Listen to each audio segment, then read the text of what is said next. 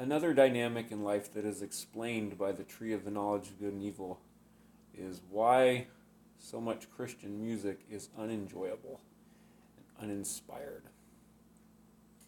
Well, that's kind of a stretch, Jesse. You really got to explain that one. Okay, I will. By the grace of God, alone, that's how I explain anything worthwhile. Perhaps you've noticed, as I have, that a lot of Christian music is rather bland. Just saying. I know I'm not the only one to notice it. I'm an old metalhead from way back, and I've seen, metalheads. They put the patches all over their jackets. I saw a patch on a metalhead's jacket one time. It said Christian metal sucks. People say, oh, it's a spiritual thing, blah blah blah. Well, maybe, but the fact is that most Christian metal, not all of it, is not as good as regular metal. The music, obviously the message is better. Anything about Christ is infinitely better than all that other garbage. However, the music itself is what I'm talking about in this video. So, here's why.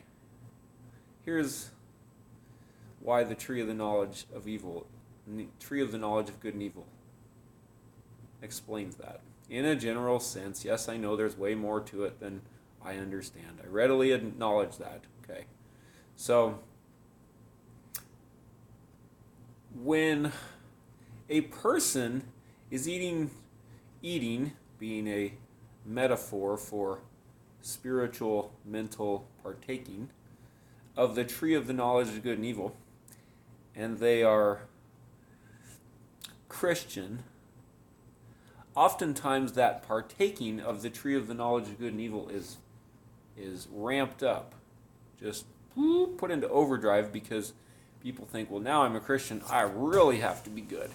Whereas before they kind of knew it, and they may or may not have bought into it or not. But now that they're a Christian, they're like, whew, I really got to be good now.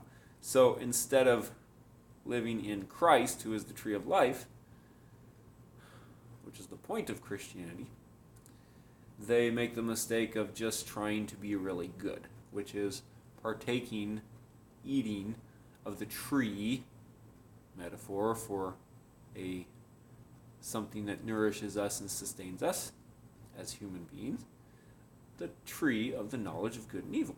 You see the difference? Life, Christ, pure life. Sorry, you can't see my hand. There's pure life over here, which comes in from Christ and in Christ, who in him is life, and that life is the light of men, right?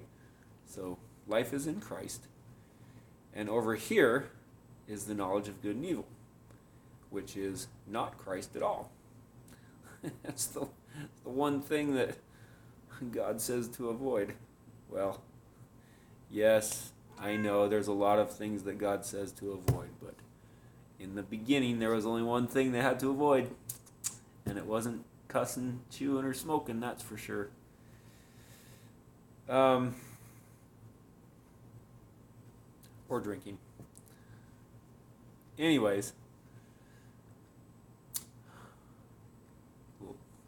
got off on a rabbit trail, that's what happens. Okay, so back to the point. So Christians who mistakenly stay on the tree of the knowledge of good and evil, spiritually and mentally speaking, and who are partaking of that, here's evil, here's good, I have to be good, I have to be good, I have to be good, I have to be good, I have to be good, I have to be good. Christian musicians who do that think, well, my music has to be good. Not good creative, but good morally.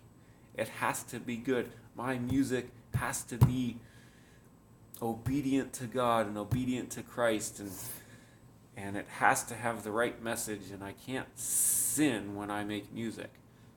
Right? Because that's what happens when you partake of that tree, the tree of the knowledge of good and evil. You just think about how you have to do everything right, which is not a pleasant way to live.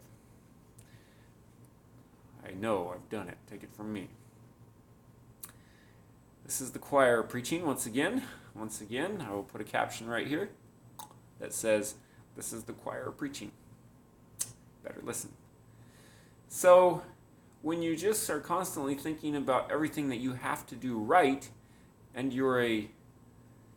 well, it's not a very fun way to live. And when you're a musician, well, it shows up in your music. You know?